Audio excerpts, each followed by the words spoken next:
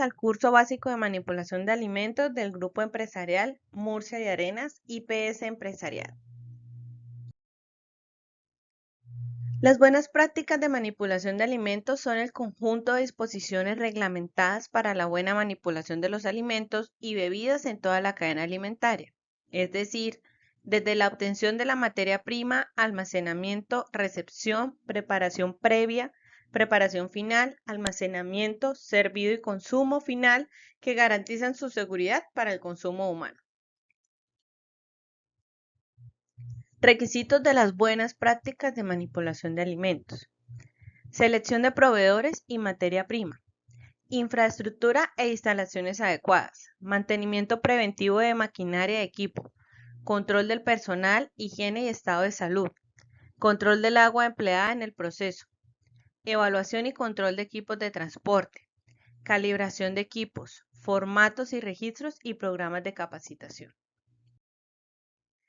¿Cuál es el fundamento legal de las buenas prácticas de manipulación de alimentos? En primer lugar, encontramos la resolución 2674 del 2013, que en el artículo primero establece los requisitos sanitarios que deben cumplir las personas naturales y o jurídicas que ejerzan actividades de fabricación, procesamiento, preparación, envase, almacenamiento, transporte, distribución, comercialización de alimentos y materias primas de alimentos.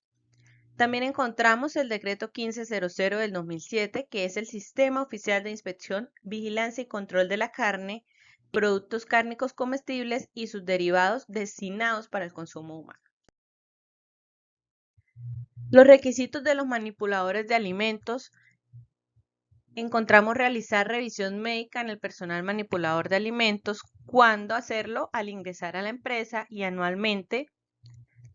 Tener en cuenta que se debe garantizar el cumplimiento y seguimiento a los tratamientos ordenados por el médico, y el examen médico debe indicar que el manipulador de alimentos está sano, sin enfermedades infectocontagiosas y que cumple con la responsabilidad de controlar su salud.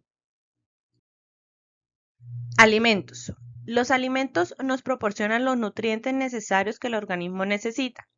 Sin embargo, pueden generar riesgo para la salud humana al no darles un adecuado manejo. El objetivo principal es garantizar que el alimento mantenga las mismas condiciones de inocuidad para consumirlo sin ningún riesgo. La cadena alimentaria comprende desde la preparación, fabricación, transformación, envasado, almacenamiento, transporte, distribución, venta y suministro de los productos alimenticios. La inocuidad de los alimentos es la garantía de que los alimentos no causarán daño al consumidor cuando se preparen y consuman de acuerdo con el uso al que se le destina.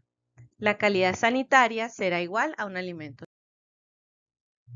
Clasificación. Encontramos los alimentos de alto riesgo, alimento que en razón a sus características de composición, especialmente en sus contenidos de nutrientes, favorece el crecimiento microbiano y por consiguiente cualquier deficiencia en su proceso, manipulación, conservación, transporte, distribución y comercialización puede ocasionar trastornos a la salud del consumidor. Por ejemplo, carnes rojas, pollo, pescado, productos lácteos, huevos o alimentos listos para consumir. Alimentos de bajo riesgo. Poseen menor riesgo de contaminación debido a su bajo contenido de nutrientes. Son más secos o más ácidos y por tanto tienen más resistencia y son más estables a temperatura ambiente. Por ejemplo, tenemos el pan, las galletas, los cereales, los alimentos ahumados o salados, los alimentos ácidos como el vinagre o con alto contenido de azúcar como la mermelada. Alimento contaminado. Alimento que presenta o contiene agentes y o sustancias extrañas de cualquier naturaleza en cantidades superiores a las permitidas en las normas nacionales o en su defecto en las normas reconocidas internacionalmente. Contaminación de los alimentos. La producción de alimentos libre de contaminantes no solo depende del lugar de su producción, sino también de los procesos de elaboración y de las personas que toman contacto con ellos. La contaminación de los mismos puede producirse en cualquier momento de su cosecha, pasando por la elaboración a nivel industrial hasta cuando se prepara la comida en el hogar. Recuerda, un alimento está contaminado cuando en él hay presentes sustancias extrañas. Los peligros en los alimentos pueden ser físicos, biológicos o químicos. El peligro químico se da por la presencia de determinados productos químicos en los alimentos que pueden resultar nocivos o tóxicos a corto, mediano o largo plazo. Ejemplo, toxinas naturales, residuos de plaguicidas, fertilizantes, medicamentos, metales, tintas de impresión, aditivos alimentarios y colorantes no aprobados. El peligro físico consiste en la presencia de cuerpos extraños en el alimento. Estos son en general mezclados accidentalmente con el alimento durante su elaboración. Algunos ejemplos son vidrios, metales, polvo, hilachas, fibras, pelos, bisturís, clips, plásticos, plumas o anillos. El peligro biológico es causado por la presencia de microbios, hongos y o sus toxinas en los alimentos. En este tipo de contaminación es muy frecuente tanto en los hogares como en los restaurantes. Normalmente es la causa principal de las enfermedades transmitidas por los alimentos y por lo tanto es el tipo de contaminación con el que más debemos tener cuidado.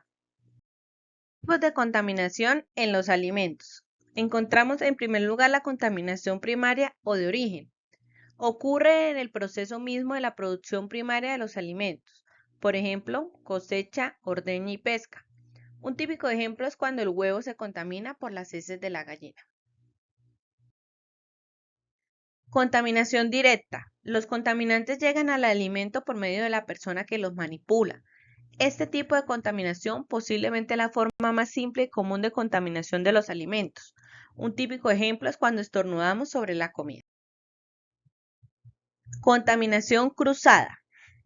Esta contaminación se entiende como el paso de un peligro presente en un alimento a otro que se encontraba inocuo, utilizando como vehículos superficies o utensilios que han estado en contacto con ambos alimentos sin la debida limpieza y desinfección requerida. Las formas más frecuentes de contaminación cruzada ocurren cuando el manipulador permite el contacto de un alimento crudo con uno cocido listo para consumir a través de las tablas para cortar o utensilios de cocina. Vías de contaminación. En primer lugar, tenemos a los vectores. Son los organismos vivos que pueden transmitir una enfermedad infecciosa entre personas o de animales a personas. Por ejemplo, moscas, cucarachas y roedores. La basura. La basura en el lugar de preparación o almacenamiento del alimento representa un lugar ideal para el desarrollo de microorganismos y atrae la presencia de plagas. Cadena de frío.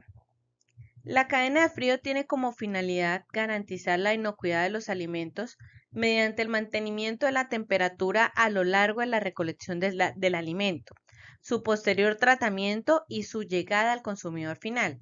De esta manera se garantiza todas las propiedades nutricionales y organolépticas. A medida que disminuye la temperatura, la velocidad del crecimiento microbiano se reduce hasta tal punto que puede llegar a inhibirse y eliminar el riesgo de proliferación bacteriana. Efectos de la rotura de la cadena de frío. Interrumpir la cadena de frío en un alimento puede suponer desde un dolor leve hasta una intoxicación alimentaria importante. Perder el frío en los alimentos limita su conservación deteriorándolo, lo que implica una pérdida de las propiedades organolépticas. Esto viene directamente asociado a una disminución de la calidad del producto y por tanto una pérdida de la seguridad al consumirlo. Podemos reconocer un alimento que ha perdido sus propiedades porque este alimento presenta una coloración distinta a la original y se observa una degradación de sus tejidos. Además, Al haberse roto la cadena de frío, el producto tarda menos en descongelarse y puede observarse en escarchas dentro del envoltorio. No obstante, la mejor manera de poder controlar cualquier cambio sin recurrir a la subjetividad es mediante el control de la temperatura. ¿Qué condiciones debe tener el personal que manipula los alimentos? El manipulador de alimentos cumple un rol fundamental para reducir la probabilidad de contaminación en los productos que elabora. A nivel de su condición personal, las reglas básicas que debe seguir un manipulador son las siguientes. Óptimo estado de su salud, ninguna enfermedad respiratoria, no tener enfermedades de estómago, heridas abiertas o tener infecciones. La higiene personal. Antes de manipular los alimentos se debe realizar un correcto lavado de manos con agua potable y jabón. Realicemos el mismo procedimiento después de ejecutar algún tipo de actividad donde se pueda haber contaminado las manos. Ducharse antes de ir a trabajar, ya que la ducha diaria con abundante agua y jabón debe formar parte de la rutina del manipulador.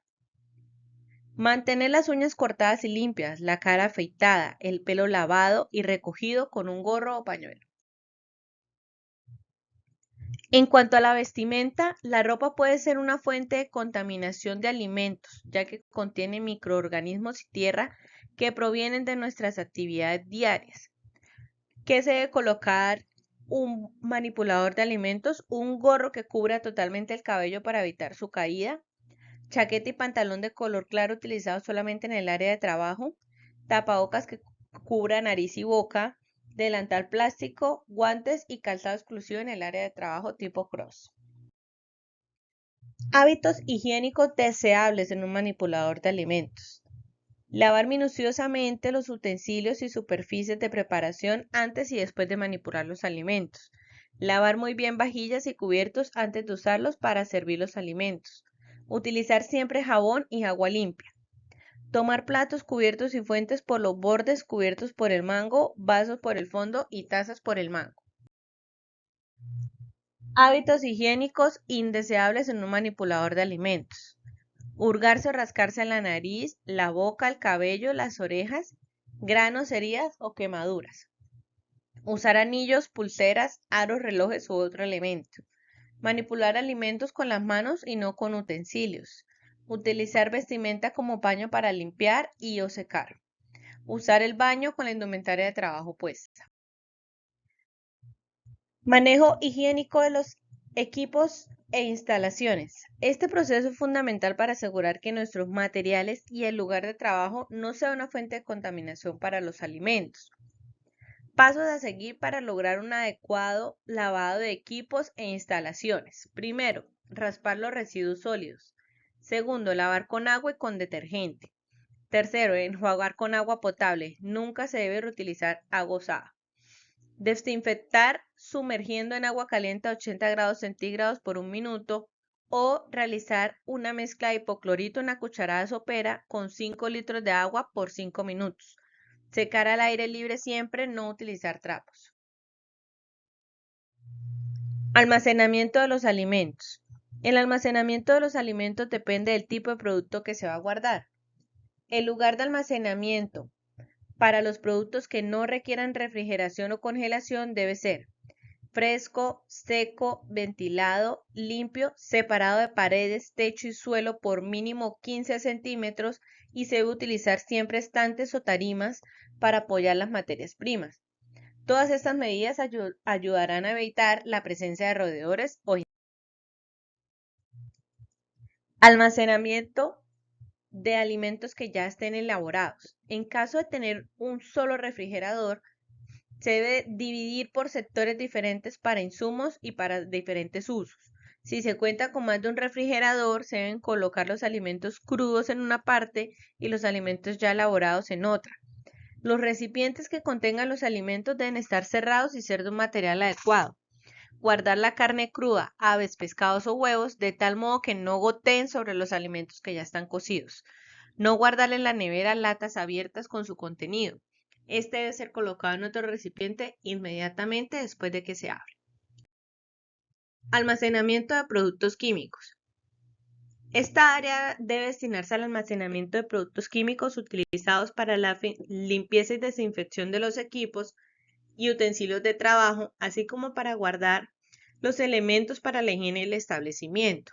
Por lo tanto, este sector debe estar separado del área de almacenamiento de alimentos y tendrá que ser mantenido en condiciones de buena limpieza, ordenado, con los productos etiquetados y en algunos casos guardados en un lugar bajo llave. ETA, enfermedades transmitidas por alimentos. ¿Cuáles son los microorganismos que más se relacionan con las setas? Sin duda alguna, las bacterias son los microorganismos que más se relacionan con las setas. Por eso es importante saber cómo viven, cómo se comportan frente a diferentes situaciones y cómo se alimentan. ¿Qué necesitan para desarrollarse las bacterias?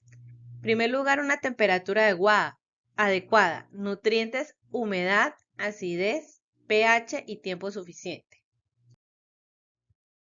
¿Cuántos tipos de ETAs hay? Las ETAs pueden clasificarse en infecciones e intoxicaciones o en infecciones mediadas por toxinas. La infección transmitida por alimentos es una enfermedad que resulta de la ingestión de alimentos con alto contenido de microorganismos patógenos vivos. La intoxicación causada por alimento ocurre cuando esas toxinas producidas por bacterias o mohos están presentes en el alimento ingerido o existen elementos químicos en cantidades que afectan la salud. ¿Cuáles son los síntomas más frecuentes de las setas? Los síntomas dependerán del agente etiológico y del órgano que afecte a la persona. La manifestación clínica más común de una enfermedad transmitida por alimentos consiste en la aparición de síntomas gastrointestinales como náuseas, vómitos, calambres estomacales y diarrea. Pero estas enfermedades también pueden dar lugar a síntomas neurológicos, ginecológicos, inmunológicos y de otros. El plan de saneamiento es la resolución 2674 del 2013 y exige que toda persona natural o jurídica propietaria del establecimiento que fabrique, procese, envase, embale, almacene y expenda alimentos y sus materias primas debe implementar y desarrollar un plan de saneamiento con objetivos claramente definidos y con los procedimientos requeridos para disminuir los riesgos de contaminación de los alimentos. Este plan debe estar escrito a disposición de la autoridad sanitaria competente y debe incluir como mínimo los procedimientos, cronogramas, registros, listas de chequeo y responsables de los siguientes programas. Primero, limpieza y desinfección. Los procedimientos de limpieza y desinfección deben satisfacer las necesidades particulares del proceso y del producto del que se trate. Cada establecimiento debe tener por escrito todos los procedimientos, incluyendo los agentes y sustancias utilizados, así como las concentraciones o formas de uso, tiempos de contacto y los equipos implementados requeridos para efectuar las operaciones y periodicidad de limpieza y desinfección. Segundo, desechos sólidos. Debe contarse con la infraestructura, elementos, áreas y recursos y procedimientos que garanticen una eficiente labor de recolección, conducción, manejo, almacenamiento interno, clasificación, transporte y disposición final de los desechos sólidos, lo cual tendrá que hacerse observando las normas de higiene y salud ocupacional establecidas en el propósito de evitar la contaminación de los alimentos, áreas, dependencias y equipos y el deterioro del medio ambiente. Esto se debe basar en la nueva resolución 2184 del 2019 que implementa el nuevo Código de Colores. Tercero, control de plagas. Las plagas deben ser objeto de un programa o control específico, el cual se debe involucrar el concepto de control integral apelando a la aplicación armónica de las diferentes medidas de control conocidas, con especial énfasis en las radicales y las de orden preventivo. Cuarto, abastecimiento o suministro de agua potable. Todos los establecimientos de que trate la presente resolución deben tener documentado el proceso de abastecimiento de agua que incluye claramente, primero, fuente de captación o suministro, segundo, tratamientos realizados, tercero, manejo, diseño y capacidad del tanque de almacenamiento, cuarto, distribución, quinto, mantenimiento, limpieza y desinfección de las redes y tanque de almacenamiento. Sexto, controles realizados para garantizar el cumplimiento de los requisitos físico-químicos. Séptimo, microbiológicos establecidos en la normatividad vigente, así como los registros que soporten el cumplimiento de los mismos. Muchas gracias por su atención.